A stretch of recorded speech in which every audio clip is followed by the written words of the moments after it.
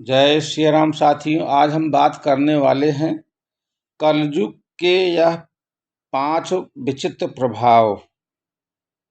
तो हम आगे बढ़ते हैं। कलयुग के यह 5 विचित्र प्रभाव समय हो तो अवश्य पढ़िए, सुनिए। महाभारत के समय की बात है। 5 पांडवों ने भगवान श्री कृष्ण से कलयुग के बारे में विचार विमर्श किया और कलयुग के बारे में विस्तार से पूछा और जानने की इच्छा प्रकट की कि कलयुग में मनुष्य कैसा होगा, उसके व्यवहार कैसे होंगे और उसे मोक्ष कैसे प्राप्त होगा।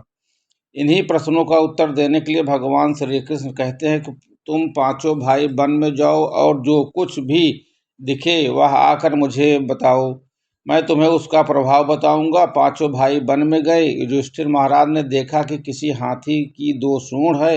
यह देखकर आश्चर्य का पार न रहा।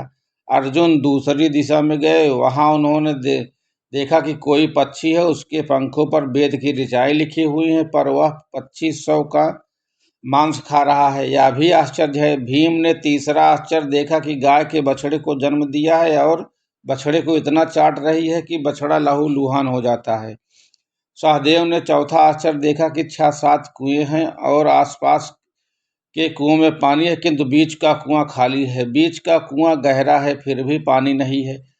5वें भाई नकुल ने भी ऐसी एक अद्भुत आश्चर्य देखा कि एक पहाड़ के ऊपर से एक बड़ी शिला लुढ़कती लुढ़कती आती और कितने ही वृक्षों से टकराई, पर उन वृक्षों के तने उसे न रोक सके। जितनी ही अन्य शिलाओं के साथ टकराई वह रुक न सकी। अंत में एक अत्यंत छोटे पौधे का स्पर्श होते ही वह स्थिर हो गई। 5 भाइयों के आश्चर्यों का कोई पार नहीं।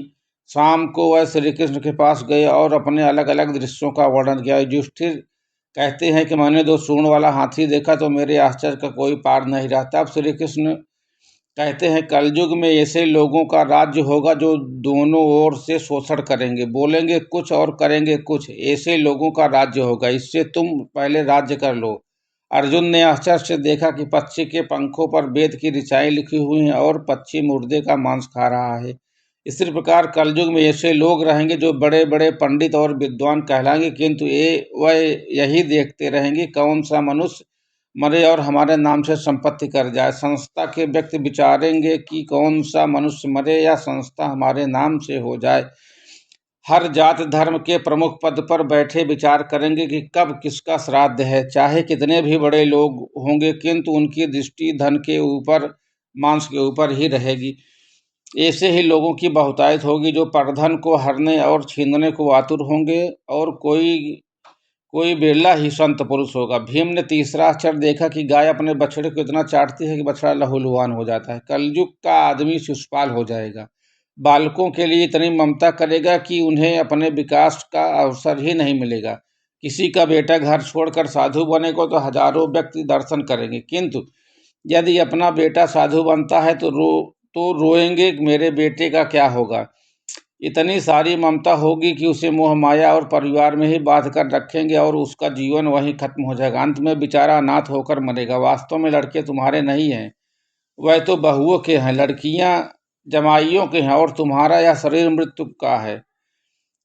तुम्हारी आत्मा परमात्मा की धरोहर है। तुम अपने शाश्वत संबंध को जान लो बस। सहदेव ने चौथा आश्चर्य यह देखा कि 5-7 भरे कुएं के बीच का कुआं एकदम खाली है। कलयुग में धनाढ्य लोग लड़के लड़की के विवाह में, मकान के उत्सव में, छोटे बड़े उत्सवों में तो लाखों रुपए खर्च कर देंगे, परंतु पड़ोस में ही यदि कोई भूखा प्यासा होगा तो यह नहीं देखेंगे कि उसका पेट भरा है या नहीं। दूसरी ओर मौज मौज में शराब, कबाब, फैशन और व्यसन में पैसे उड़ा देंगे, किंतु किसी के 2 आंसू पोंछने में उनकी रुचि न होगी। और जिनकी रुचि होगी उन पर कलयुग का प्रभाव नहीं होगा, उन पर भगवान का प्रभाव होगा। 5वां आश्चर्य यह था कि एक बड़ी चट्टान पहाड़ पर लुढ़के वृक्षों के तने और चट्टानें उसे न रोक पाए, किंतु एक छोटे से पौधे से टकराते ही वह चट्टान रुक गई। कलयुग में मानव का मन नीचे गिरेगा, उसका जीवन पतित होगा। यह पतित जीवन धन की शिलाओं से नहीं रुकेगा, ना ही सत्ता के वृक्षों से रुकेगा, किंतु हरिनाम के एक छोटे से पौधे से, हरि कीर्तन के एक छोटे से पौधे से मनुष्य का जीवन का पतन होना रुक जाएगा। हरे राम राम राम हरे हरे, हरे कृष्ण कृष्ण कृष्ण हरे हरे। जय श्री राम। अगर वीडियो अच्छी लगी हो तो चैनल को सब्सक्राइब जरूर करें।